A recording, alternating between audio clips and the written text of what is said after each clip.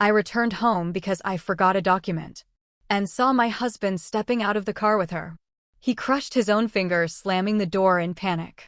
She was adjusting her hair and straightening her clothes. The moment our eyes met, everything became clear. It was his office's new secretary. The same woman he'd sworn was transferred to another branch 2 months ago. Have you ever felt your entire world shatter in an instant? Mine did, on a perfectly normal Tuesday, when I saw my husband's mistress casually adjusting her bra strap right there in my driveway. Seriously, what the hell would you do? I'm Claire, 37. A project manager who lives by her color-coded calendar. And apparently, the last person to realize my seemingly perfect marriage was a smoldering dumpster fire. I mean, we lived in Glendale, one of those California suburbs where everyone drives a German car they can barely afford and pretends their life is Instagram perfect. Spoiler alert, nobody's marriage is perfect. Some people are just way better at hiding the rot. That Tuesday started like any other. Too normal, actually. I was heading out for a 2 p.m. client meeting, our biggest account. The kind of presentation where you bring the full pitch deck and pray your laptop doesn't die mid-PowerPoint. Halfway to Pasadena, stuck in that soul-crushing traffic on the 134, it hit me. I'd left the entire project folder on my kitchen counter. The physical backup, because I'm totally paranoid about tech failures. Classic Claire move, right? Except, I'm the kind of person who has 3 phone alarms for everything. I never forget anything. I flipped a U-turn, internally groaning, calculating if I could still make it on time. My street, Oakmont Drive, is one of those tree-lined suburban dreams. Everyone knows everyone's business, but we all pretend we don't. That's why seeing Colby's black Tesla in our driveway at 2:30 p.m. on a Tuesday felt like spotting a unicorn. A unicorn that was supposed to be in San Francisco until Thursday. I slowed down. Not because I was suspicious. Okay, maybe a little. But mostly just confused. Colby's work trips? Sacred. He's a VP of operations at Morrison Consulting, basically married to his laptop and his critical client meetings. He'd left Monday morning, kissed my forehead, and promised me those fancy chocolates from Union Square. Then I saw her. A woman. Blonde, late 20s. She stepped out of the passenger side of his Tesla. Her blouse was wrinkled, like it had been balled up and hastily smoothed out. Her hair screamed, I just had my hands all over someone else's husband. She was adjusting her skirt, just as Colby scrambled out of the driver's side so fast he slammed his own hand in the door. The yelp he made? Almost worth the 12 years I'd just wasted. I pulled over 2 houses down, engine still running, watching this catastrophe unfold like it was someone else's life. Colby was shaking his hand, probably cursing while whoever she was, looked around nervously. That's when she turned towards my car. Our eyes met. And I knew that face. Della Monroe. The new executive assistant from his office. The one he'd mentioned exactly 3 times over the past year. The one who had supposedly been transferred to their San Diego office 6 months ago because she wanted to be closer to family. San Diego looks a lot like my driveway, apparently. My brain did that crazy thing where it tries to create innocent explanations. Maybe she was just visiting. Maybe they carpooled for an emergency work thing. Maybe I was hallucinating from too much cold brew and not enough sleep. Then Colby looked up, saw my car, and his face went through 5 stages of grief in about 2 seconds. That's when I knew. You don't look that terrified when you're innocent. You look that terrified when you've been caught red-handed. I didn't confront them. I didn't scream. I just sat there for 30 seconds, engine running, processing. Then I made a decision.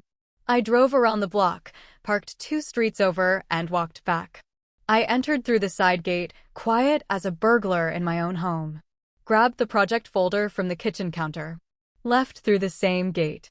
Neither of them saw me. And then I drove to that meeting like my life wasn't actively imploding. Because here's the thing about being a project manager for 12 years. You learn that emotional reactions are for after you've gathered all the data. The meeting was a blur. I smiled, nodded, took notes. The client talked about innovative solutions and synergistic partnerships, while I mentally cataloged every business trip, every late night, every sorry, honey, the team needs me this weekend. I left that office with a signed contract and a heart full of pure, crystallized rage. I didn't go home. I drove to the nearest coffee shop and ordered the largest iced latte they had. I sat in the corner booth, the one with a view of the street where I could see everyone, but nobody could really see me. And I did what I do best. I made a plan. First, proof. Real proof. Not just, I saw them together proof, but your lawyer will weep when they see this proof. Second, allies. Because Colby wasn't stupid enough to be this sloppy unless he felt completely safe. And if he felt safe, that meant I'd been too predictable, too comfortable, too easy to deceive. My phone buzzed. A text from Colby. Hey babe, meeting long. Probably won't be back until late Thursday. Miss you. I stared at that message for a full minute. The audacity. The sheer, unmitigated audacity of this man to lie to my face via text while his mistress's perfume was probably still lingering in his car. I typed back, no problem. Take your time. Love you. Because here's what 12 years of project management teaches you. Never show your hand until you've stacked the deck. I spent the next hour creating a new, private folder on my laptop. Title, Project Colby. I started documenting everything. Every business trip in the past year. Every time he'd been too tired for date night but somehow had energy for a morning jog. I pulled up our credit card statements. Joint account. Because we were partners. We trusted each other. Oh, the irony. Charges started jumping out. Hotels in cities he'd never mentioned visiting. Restaurants in San Diego during times he claimed to be in Sacramento. A jewelry purchase from Tiffany's on our anniversary. Except I never got Tiffany's. I got dinner at Olive Garden because he said he was cutting back on expenses. Apparently, expenses didn't include his side piece accessories. My phone rang. Tegan Ross. My yoga and wine friend from the neighborhood. We'd met at an HOA meeting 3 years ago, bonded over our mutual hatred of the president's obsession with community beautification standards. We'd been close ever since. Claire, thank God you picked up. I need emergency wine therapy. Can you meet me at my place in 20? I glanced at my laptop screen at the spreadsheet of lies I was building. I'll be there in 15. Because if I'd learned anything in the past 3 hours, it was this. I wasn't going to survive this alone. And something in Tegan's voice told me I wasn't the only wife in Glendale having a really bad week. I grabbed my laptop, left my untouched latte, and walked out into the California sunshine. Somewhere in the city, Colby was. Probably congratulating himself on another successful deception. Somewhere in San Diego, or actually Glendale, apparently, Della was probably giggling about their close call. Neither of them knew what was coming. But they were about to find out. Tegan's house looked like every other house on Maple Grove Circle. Pristine landscaping, 2-car garage, the kind of place where problems don't exist because everyone's too busy pretending to have it all together. I knew better now. She opened the door before I could even knock. Mascara streaked down her face. She was holding a bottle of wine that was already half empty. It was 4 p.m. on a Tuesday. Tell me you brought reinforcements, she said, pulling me inside. I brought a laptop full of evidence that my husband's been lying to me for at least a year. Does that count? She stopped mid-step, turned, and stared at me like I'd just spoken in fluent Mandarin. You're Colby's. Unless I have another husband I don't know about, which at this point wouldn't surprise me. We sat at her kitchen island, white marble, subway tile backsplash, the works, and I told her everything. The driveway encounter. Della Monroe. The credit card charges. The Tiffany's jewelry I never received. The San Diego lie. Tegan listened, and with every detail, her face went from sympathetic to something darker. When I finished, she refilled both our glasses and said 5 words that changed everything. Mine has one too. Apparently, Grant Ross, her husband of 10 years, father to absolutely nobody because they'd also chosen careers over kids, had an assistant named Paige who'd supposedly quit 6 months ago. Except Tegan had seen Paige's car at the Glendale Galleria last week, and when she'd casually mentioned it to Grant, he'd gotten defensive. Said she was seeing things and being paranoid. Classic gaslighting. Trademark move of cheaters everywhere. I've been tracking his phone, Tegan admitted, pulling out her iPad. I know, it's crazy, but something just felt off. Look at this. She showed me a map, little dots showing Grant's location history. Most were normal, his office in Burbank, their house, the gym. But there were clusters. Recurring patterns. Every Wednesday afternoon for the past 3 months, Grant's phone pinged at the same location, a condo complex in Atwater Village. That's not where his gym is, I observed. No, it's not. We sat there, two successful, educated women in our 30s, staring at a map of our husbands' lives. The wine wasn't helping anymore. What we needed was a strategy. We should call Oakley, Tegan said suddenly. Oakley Sterling, the corporate attorney from our book club that never actually discussed books. She lived 3 streets over in a house that cost more than both of ours combined because she'd made partner at 35. And her husband, Barrett, some financial executive, supposedly made bank. Why Oakley? Because last month at book club, she made a joke about Barrett's assistant having very specific coffee preferences. And I remember thinking it was weird how bitter she sounded. 10 minutes later, Oakley was at Tegan's door with Riley Banks, our 4th musketeer. Riley, a financial analyst, yoga enthusiast, married to some tech bro named Wade for 9 years, looked confused.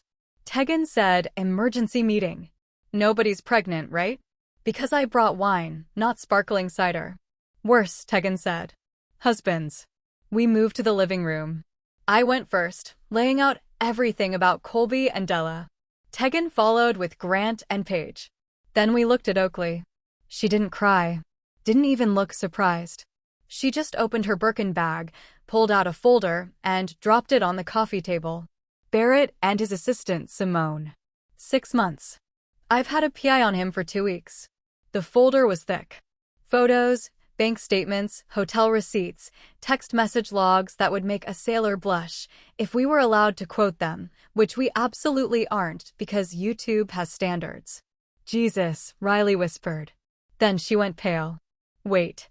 Wade's assistant, Marn, said she was moving to Portland in July. But I saw her Instagram last week. She was at Descanso Gardens, which is definitely not Portland. For wives. For husbands. For assistants who'd supposedly left, but clearly hadn't. The odds of this being coincidence were approximately the same as winning the lottery while being struck by lightning during a shark attack. They're running a playbook, Oakley said, her lawyer brain kicking in. This is coordinated. They tell us the assistants transferred or quit, then continue the affairs without the guilt of lying about who they're spending time with. So when Colby says he's working late with the team, he actually is, I added, just not the team, I think. And when Grant says he has Wednesday client meetings, Tegan continued, he technically has meetings. Just horizontal ones. Riley made a noise somewhere between a laugh and a sob. Wade told me Marn was irreplaceable at the office. Turns out he meant it literally. We sat in silence, processing. For marriages. 46 combined years. All built on the same foundation of lies. We could confront them individually, Riley suggested half-heartedly. And get gaslit individually, Oakley countered. No. If they coordinated their deception, we coordinate our response. That's when Tegan smiled. It wasn't a nice smile.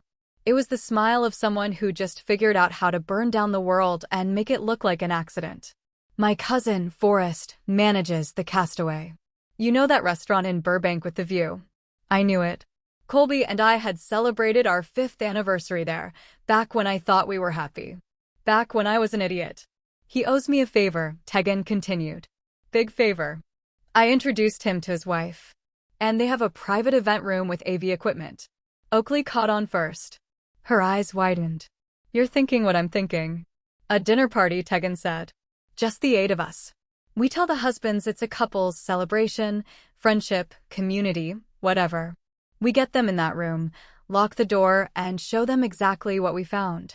Public humiliation, Riley breathed. Controlled environment, Oakley corrected.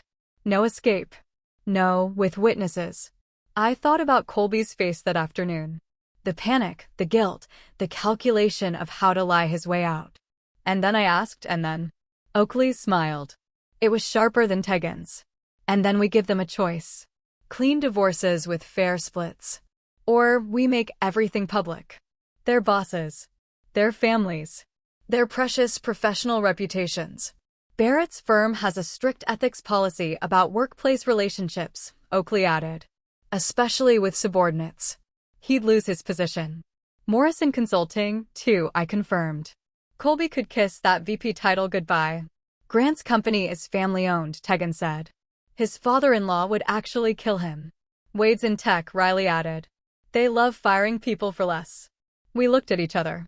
For women who'd met at various suburban events, book clubs, yoga classes, HOA meetings, suddenly united by the world's most depressing common denominator. We need evidence, Oakley said, slipping fully into lawyer mode. Solid, irrefutable evidence. Photos, messages, financial records. Everything. I've already started a file, I said, opening my laptop. I have Grant's location history, Tegan offered. I have Barrett's entire affair documented by a professional, Oakley added. Riley looked panicked. I just have Instagram posts and a gut feeling. That's what we have until Saturday, Oakley decided. Riley, you focus on Wade's patterns. Credit cards. Phone records. Anything you can access legally. The rest of us compile everything we have. Saturday, October 26th. Dinner at the Castaway. That's 11 days to prepare, I calculated. Think we can pull this together? Oakley looked at each of us in turn. Ladies, we're a project manager, a marketing director, a corporate attorney, and a financial analyst. We've organized corporate events, negotiated million-dollar deals, and managed impossible deadlines. For cheating husbands should be a walk in the park. Tegan raised her wine glass. To the Glendale Wives Club. We clinked glasses. And I felt something shift. The hurt was still there. The betrayal still burned. But underneath it, something colder and more focused was taking shape. Revenge isn't a dish best served cold. It's a dish best served with PowerPoint presentations and airtight evidence. The meeting ended at 7. I drove home to my empty house, Colby still in San Francisco, and opened my laptop. Project Colby was about to become Project Reckoning. And I had 11 days to build the case that would destroy 4 lying husbands and their career-climbing mistresses. I smiled at my screen. It wasn't a happy smile, but it was a satisfied one. The 11 days until the dinner turned me into someone I didn't recognize. And honestly, I liked her better than the old Claire. Wednesday morning, I woke up at 5 a.m. Not because I couldn't sleep, but because I had work to do. Real work. The kind that actually mattered. I made coffee, opened my laptop, and dove into Project Reckoning like it was the most important client pitch of my life. Because it was. First order of business. Colby's digital footprint. We'd always had joint access to our accounts, banking, credit cards, even cloud storage, because we trusted each other and had nothing to hide. The irony could have killed a weaker woman. I started with the credit cards. Turns out, Colby had been remarkably consistent. Every 2 weeks, there was a charge at the Beverly Hilton. Same day, same amount, $247. Hotel room rate, I confirmed after a quick Google search. Not their cheapest room, but not their penthouse either. Just expensive enough to feel special. Affordable enough to not raise red flags on our statements. Except I was looking at flags now. Bright red ones everywhere. There were charges at restaurants I'd never been to, jewelry stores where I'd never received gifts, a lingerie boutique in West Hollywood that definitely hadn't contributed to my wardrobe. Each purchase felt like a paper cut. Small individually, but collectively bleeding me out. I documented everything in a spreadsheet: date, location, amount, probable purpose. By noon Wednesday, I had 6 months of evidence. By Thursday evening, I'd gone back a full year. The hotel charges told the real story, every other Tuesday for the past 12 months. That's 26 visits. 26 times Colby had checked into the Beverly Hilton with someone who wasn't his wife. 26 times he'd come home and kiss me like nothing had happened. $6,422 of our joint money spent on betrayal. My phone buzzed constantly with updates from the group chat we'd started. We'd named it Book Club in case anyone saw our screens. Plausible deniability and all that. Tegan had gotten into Grant's email, Password was their old dog's name, because men are predictable, and found a trail of messages with Paige that were professionally inappropriate at best and legally problematic at worst. Lots of working late coordination that aligned suspiciously with his Wednesday location pings. Oakley's private investigator had delivered a report that was basically a masterclass in infidelity. Photos of Barrett and Simone entering hotels, receipts from weekend golf trips that included charges at Victoria's Secret and couples spa treatments. The PI had even recorded a conversation outside a restaurant where Barrett told Simone he'd handle his marriage soon. Handle like I was a problem to be managed instead of a human being he'd promised forever to. Riley was struggling. Wade was better at covering his tracks, or maybe just less frequent about seeing Marn. But on Friday, she found something that broke the case wide open: a lease agreement. Wade had co-signed for an apartment in Silver Lake. The other name on the lease? Marn Preston. He'd literally set his mistress up in an apartment with documentation because, apparently, cheaters really aren't that bright. Saturday afternoon, the four of us met at Oakley's house. Her husband, Barrett, was conveniently away on a business trip, quotes very much intended. We spread our evidence across her dining room table like the world's most depressing art installation. This is enough, Oakley said, reviewing everything with her lawyer eyes. More than enough. Any one of these cases could survive a divorce proceeding. Together? This is airtight. So, we just need to decide how we want to present it, Tegan added. That's when Riley surprised us all. Quiet Riley, who'd spent the past week looking like she might cry at any moment, pulled out her laptop and said, "I made a presentation." We stared at her. What? I'm in finance. I make presentations. It's literally my job. She opened the file. The title slide appeared, The Glendale Files, a documentary in 4 acts. It was perfect. Clean design, professional layout, the kind of presentation you'd show at a board meeting, except instead of quarterly projections, it was exposing 4 men's complete moral bankruptcy. Each act focused on one marriage. Photos, timeline graphics, financial data, text message excerpts, the appropriate ones, anyway. Riley had even added subtle background music cues. This is brilliant, I breathed. This is admissible in court, Oakley confirmed. This is going to destroy them, Tegan said, with deep satisfaction. We spent the next 3 hours rehearsing. Each of us would present our own section. 5 minutes maximum. No emotional outbursts, just cold, hard facts delivered with devastating calm. Oakley would handle the legal framework at the end, outlining their options with crystal clarity. Monday, I called Forrest at the Castaway. Tegan had prepped him, but I wanted to confirm details personally. So, you want the Skyview room for 8 people next Saturday evening, he confirmed. And you need the AV system set up, doors that can be secured from inside, and the charges split across 4 specific credit cards? They're corporate cards? Yes. Can you do that? For what Tegan told me these guys did. I can absolutely do that. I'll even make sure the bar is stocked with their favorite drinks. Might as well make them comfortable before you ruin their lives. I liked Forrest. He understood the assignment. Tuesday through Thursday was phase 2, selling the lie.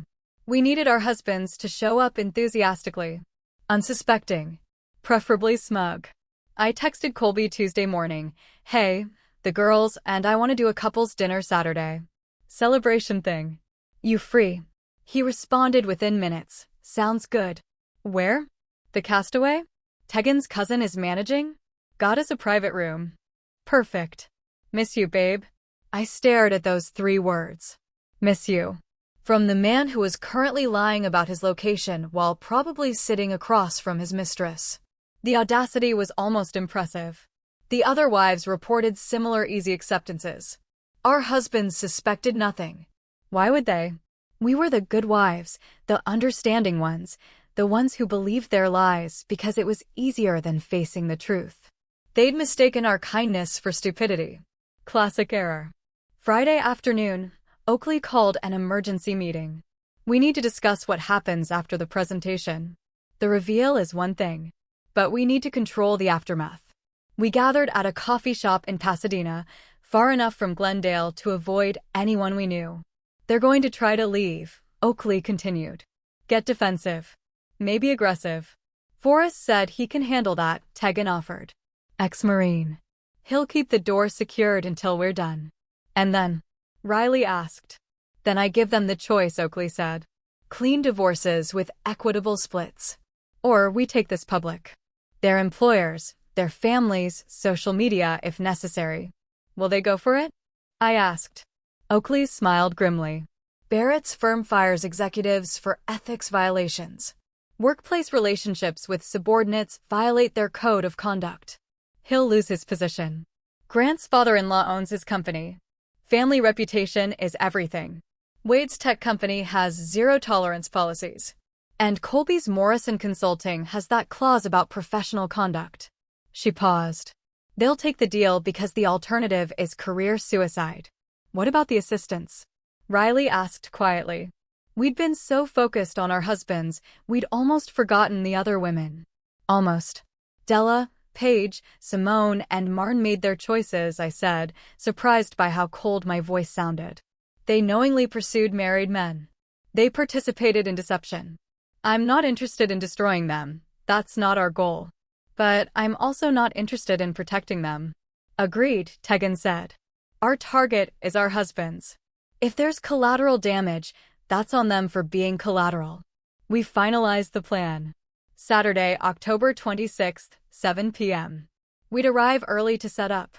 Our husbands would arrive at 7:30, expecting a celebration.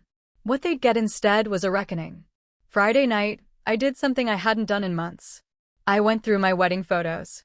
Not because I was sentimental, I was way past that. But because I wanted to remember who I'd been 12 years ago. That Claire had been 25. Optimistic. Trusting. She'd believed in forever and partnership and choosing each other every day. That Claire was gone. And I didn't miss her. The woman staring back at me from my laptop screen, the one who'd built an airtight case, coordinated a strategic revenge plot, and felt absolutely nothing but cold satisfaction, she was the one I needed to be. Saturday morning, I woke up calm. Not happy, not sad, just focused. I put on my favorite dress, the black one Colby always said made me look powerful. I did my makeup carefully. Professional. Polished. Untouchable. My phone showed a text from Colby, looking forward to tonight. Love you. I typed back, me too. It'll be unforgettable. Send. Because it would be unforgettable, just not for the reasons he thought. At 6 p.m., I grabbed my laptop, presentation loaded and ready, and headed to my car. The evening air was crisp. Typical California October. The sunset painted the sky in shades of orange and pink. It was beautiful. And somewhere in Glendale, for men had no idea their perfectly constructed lives were about to collapse. I smiled at my reflection in the rearview mirror. Game time. The Castaway sits on a hill in Burbank with floor-to-ceiling windows overlooking the San Fernando Valley. On a clear October evening, you can see from downtown Los Angeles to the mountains. It's the kind of place where people celebrate promotions, anniversaries, life milestones. Tonight, we were celebrating the end of 4 marriages. I arrived at 6:15. Tegan was already there with Forrest, testing the projector. Riley was setting up her laptop, hands shaking slightly. Oakley walked in at 6:20, carrying a leather portfolio that probably cost more than my car payment. Everyone clear on their parts? Oakley asked. We nodded. We'd rehearsed this enough times that I could recite Tegan's section backward. Remember, Oakley continued, emotion is the enemy. We present facts. We stay calm. We give them no ammunition to claim we're being hysterical or irrational. Gaslight proof, Tegan added. Exactly. Forrest dimmed the lights slightly, adjusted the projection screen, then positioned himself near the door. He was 6 feet 3 inches, 230 pounds of Marine Corps discipline. If our husbands tried to leave early, they'd have to go through him. Good luck with that. At 7:02, my phone buzzed. Colby, parking now. See you in a sec. I showed the message to the others. Riley looked like she might throw up. Tegan cracked her knuckles. Oakley's expression didn't change at all, which was somehow more terrifying. Positions. Oakley said quietly. We took our seats at the long table, positioning ourselves so our husbands would sit across from us. The projector displayed a neutral welcome screen, an evening of truth. Subtle. Threatening. Perfect. The door opened. Our husbands walked in together, laughing about something. They looked relaxed. Happy. Completely oblivious. Colby kissed my cheek. This place looks amazing. Great choice, babe. I smiled. Didn't say anything, just gestured to a seat. Grant, Barrett, and Wade filed in, greeting their wives with similar affection. The cognitive dissonance was almost funny. These men genuinely believed they were getting away with everything. Once everyone was seated, Forrest closed the door. The click of the lock was quiet but definitive. Barrett noticed first. Hey, did that door just... Welcome, gentlemen, Oakley interrupted, standing. Thank you for joining us this evening. We promise this will be a dinner you'll never forget. Her tone was pleasant, professional, the kind of voice she probably used in depositions. Colby glanced at me confused. I kept my expression neutral. We've prepared a presentation, Oakley continued, nodding to Riley. Please hold all questions until the end. The lights dimmed further. The projector screen changed. The Glendale Files, a documentary in 4 acts. I watched Colby's face. Watched the confusion shift to concern, then to dawning horror as the title slide lingered. Act 1, Riley announced, her voice steadier than I expected. Claire and Colby Whitman. My section opened with our wedding photo, 12 years ago, full of hope and promises. Then it dissolved into a timeline. I stood, laser pointer in hand, and began. October 15th, 2:30 p.m. Subject observed exiting vehicle with female companion, later identified as Della Monroe. Executive assistant previously reported as transferred to San Diego office 6 months prior. I clicked to the next slide. Photos. The ones I'd taken from my car that Tuesday afternoon. Colby's face went white. Financial analysis reveals recurring hotel charges. The Beverly Hilton. Every other Tuesday for the past 12 months. $247 per visit. That's 26 visits. Total. Expenditure from joint account. $6,422. Click. Spreadsheet, color-coded, devastating. Additional expenditures include jewelry purchases, none received by spouse, dinner reservations, none attended by spouse, and lingerie purchases from a West Hollywood boutique. Again, none received by spouse. I looked directly at Colby. Unless you've developed a sudden interest in women's undergarments for yourself, in which case we have bigger conversations to have. Tegan snorted. Even in the tension, the absurdity landed. I clicked through 6 more slides, each one a nail in the coffin. Bank statements, text message timestamps that contradicted his reported locations, credit card receipts from restaurants in cities he'd never mentioned visiting. Conclusion. Subject Colby Whitman engaged in extramarital relationship for a minimum of 12 months, utilizing joint funds and constructing elaborate deception, including false business trips and fabricated personnel transfers. I sat down. My hands were steady. My voice hadn't wavered once. Colby looked like he'd been hit by a truck. Claire, I can explain. No talking during the presentation, Oakley cut in. Act 2. Tegan stood. Her section focused on Grant and Paige. Location data. Email correspondence. Wednesday afternoon patterns that aligned perfectly with the Atwater Village condo visits. She'd even pulled property records showing Paige's name on a lease for that exact address. Grant tried to interrupt 3 times. Forrest took 1 step toward the table, and Grant went silent. Riley presented Act 3, Wade and Marn.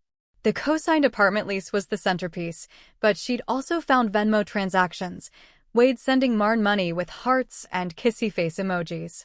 For a tech executive, Wade had shockingly poor operational security. Wade actually tried to stand up and leave. Forrest didn't move, just crossed his arms. Wade sat back down. Finally, Oakley presented Act 4, Barrett and Simone. Her section was twice as long as ours because she'd hired a professional. Photos of them entering hotels. Recorded conversations. A receipt from a jewelry store where Barrett had purchased a bracelet identical to one Oakley owned, except hers had been an anniversary gift 2 years ago. Apparently, Barrett believes in brand consistency, Oakley said dryly. Why develop original romantic gestures when you can simply duplicate them? When the presentation ended, the silence was absolute. Our husbands sat frozen, faces ranging from pale to green. The evidence was irrefutable. Airtight. Devastating. Oakley remained standing. Gentlemen, you have a choice to make. Option A, we proceed with clean, equitable divorces. 50-50 asset splits. No fault filings. Minimal publicity. She paused, letting that sink in. Option B, we take this presentation public. Your employers receive copies. Morrison Consulting's Ethics Board. Grant's father-in-law. Wade's HR department. And Barrett's firm partners all get detailed reports of workplace relationships with subordinates, misuse of company resources, and conduct violations. Barrett started to speak. Oakley held up one hand. Morrison Consulting terminates for ethics violations. Your firm, Barrett, has explicit policies about workplace relationships. Grant, your father-in-law built his company on family values and reputation. Wade, your tech company's harassment policies cover power dynamic relationships. She smiled. It wasn't warm. You'll lose your positions. Your professional reputations. Possibly face legal consequences for misuse of corporate resources. And then, we'll still get our divorces, except the asset split will favor us significantly because, we'll argue, Oakley corrected, you had choices. You chose deception. We're simply presenting you with new choices. Better ones than you gave us. Colby looked at me. Really, truly looked at me. Claire, please. We can work through this. Counseling. I'll end it. I'll do anything. For a second, just a second, I saw the man I'd married, the one who'd promised forever. Then I remembered Della adjusting her clothes in our driveway. No, I said simply. You spent 12 months lying to me. 12 months using our money to fund your affair. You looked me in the eye every single day and lied. You don't get to work through that. You get option A or option B. Choose. The four men looked at each other. Some kind of silent communication passed between them. Maybe solidarity in their shared humiliation. Maybe just recognition that they had no leverage. Option A, Barrett finally said. The others nodded. Agreement. Smart choice, Oakley said. She opened her portfolio and pulled out 4 document sets. These are preliminary divorce agreements. Fair splits, no-fault clauses. You have 72 hours to review with your own attorneys. We reconvene Wednesday to finalize. She slid the documents across the table. One more thing, Tegan added. The assistants. Della, Paige, Simone, and Marn. We're not interested in destroying them, but if any of them remain employed in your offices after next week, we reconsider option B. Clear. For silent nods. Excellent, Oakley said. Forrest, you can unlock the door now. Forrest stepped aside. Our husbands stood slowly, grabbing the documents like they were ticking bombs. They filed out without another word. The door closed behind them. For a moment, nobody moved. Then Riley started laughing. Not hysterical laughter. The kind of laughter that comes from relief and disbelief and the sheer absurdity of what we'd just pulled off. Tegan joined in. Then me. Even Oakley cracked a smile. Did we really just do that? Riley asked. We absolutely did, I confirmed. Forrest reappeared with a bottle of champagne, courtesy of the house. And the dinner bill just got charged to their corporate cards. Enjoy, ladies. We toasted. To evidence. To friendship. To the end of lies. And to the beginning of whatever came next. 3 months later, I'm sitting in my newly redecorated living room, the one that's finally mine. Legally. Completely. And I can honestly say I've never been happier. The divorce was finalized in December, right before Christmas. Turns out when you have airtight evidence and motivated parties, the legal system moves remarkably fast. Colby signed everything without contest.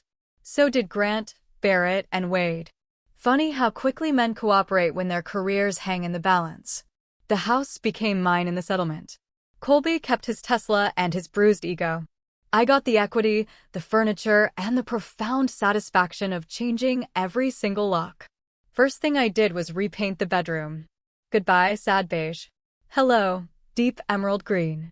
The room where he'd lied to me for months deserved a complete transformation. So did I. Morrison Consulting quietly reassigned Colby to their Sacramento office. Not a promotion. Della Monroe resigned 2 days after our castaway dinner, or was encouraged to resign, depending on who you ask. Either way, she's no longer Colby's problem to manage. Last I heard through the Glendale Gossip Network, she moved back to Arizona. Phoenix's gain, I suppose. Grant lost his position at his father-in-law's company entirely. Turns out family values mean something when they're attached to a family business. He's working for a competitor now, making half his previous salary. Paige also vanished from the professional landscape. Tegan got their house, plus Grant's vintage car collection. She sold 3 of them immediately and used the money to renovate her kitchen. Said she wanted to remove every trace of him from her space. I understand that impulse completely. Barrett's law firm didn't fire him. Partners are harder to remove, but they did strip him of his senior status and reassign his major clients. Professional humiliation in slow motion. Simone transferred to their New York office, which is either punishment or reward, depending on your perspective. Oakley got a generous settlement and kept their Glendale house. Last month, she made partner at a different firm. Revenge looks good on her. Wade actually had it worst. His tech company's zero-tolerance policy wasn't just talk.